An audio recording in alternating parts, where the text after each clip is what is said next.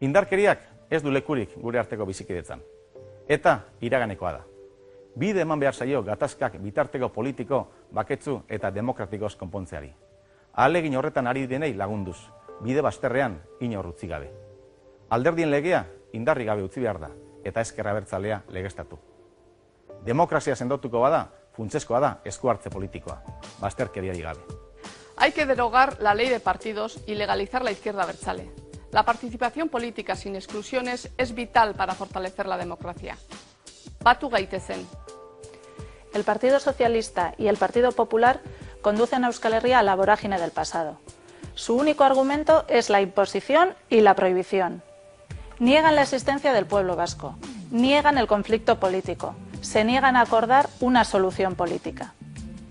Erditze minez sortu eta herri minez eraigitako Euskadi suntzitu nahi dute PSek eta PPek.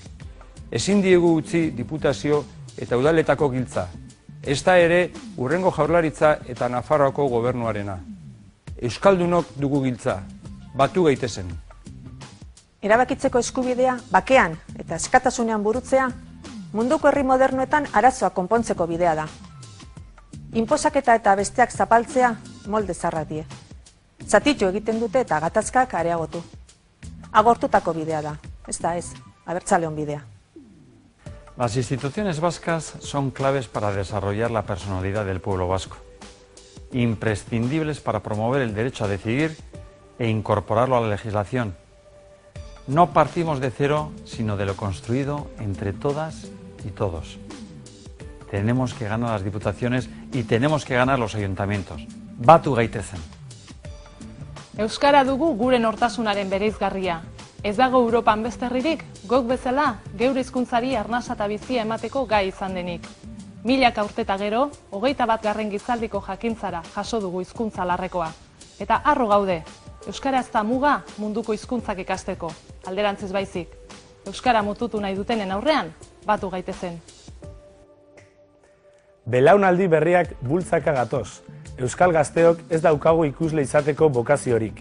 Indarra eta kemena dugu eta tokia eskatzen dugu herrigintzan. Gizarte bidezkoago baten kontzientziak eraginda ari da gutako asko eta asko. Euskaraz bizi nahi dugu eta beste herrietako hizkuntzak ikasi. Euskaldun sentigara, Euskadi dugu gure aberria. Erroak hemen dauzkagu eta mundura irekita bizi gara. Jakin minez eta sormenez lanean gabiltza gutako makina bat unibertsitatean eta enpresan. Euskal gazteok ari gara Euskadiren gero ereiten. Lankide izan nahi dugu gure herriaren etorkizuna erabakitzean, eta bat egin behar dugu. Queremos una Euskadi próspera y avanzada, pero no queremos un pueblo rico si es pobre en humanidad, si no es solidario. Seremos una sociedad justa en la medida que cuidemos de los más débiles. Tenemos que ejercer el derecho a decidir también para crear un modelo social propio que garantice el trato digno a los más necesitados. Ezinean bizi direnen duintasuna babesteko eta gizarte eredu propioa gauzatzeko ere, beharrezkoa dugu erabakitzeko eskubidea.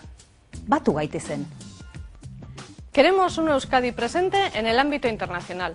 Por eso, necesitamos formar entre todos un proyecto que integre con normalidad a nuestro pueblo en la comunidad internacional. Tenemos que trabajar por la participación de Euskadi en la red política, económica y cultural de otros países.